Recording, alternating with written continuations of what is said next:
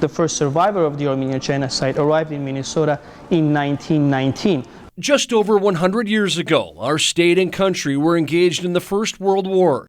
And while many Minnesotans rushed to the front lines, people in other parts of the world were fleeing oppression and persecution. But 1.5 million people died in the Armenian genocide as a result of violence against Armenian people who were ethnically different, who were Christian minority living in the Turkish Empire. Today, about 1,000 people of Armenian descent live in the Twin Cities. They are all descendants of genocide survivors who made it through death marches and slavery, while many of their loved ones did not.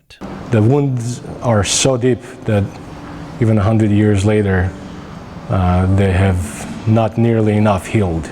As a way to help heal those wounds, photographer Artyom Tanoyan began to photograph descendants and tell their stories. And this is Sam Charchin. This is Margaret Vartanian, also a child of survivors. The hands are those of Judy Ohanessian. Started taking photos of my kids, ended up doing this. It's a labor of love that's now on display at the Museum of Russian Art. It's called The Treasures of Memory and Hope.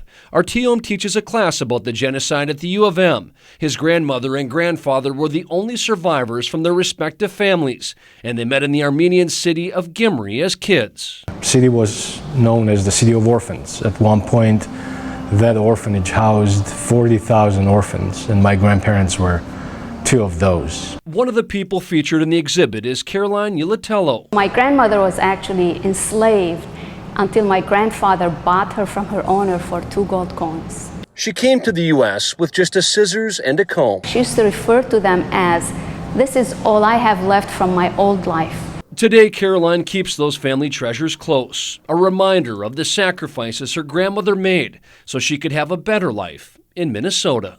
My grandmother used to say they can take everything from you except what's in your mind. So going from a grandmother who had absolutely nothing, not even clothes, who was a slave, to having a PhD from a top university in the world, it's all through education. It's a testament to the resilience of the human soul. Something they hope people of all backgrounds and creeds can learn from. We hope that when people read all these stories, they'll be inspired, they'll have courage and hope to continue going and to continue living and creating a new life for themselves and their families. In Minneapolis, Lauritsen, WCCO 4 News.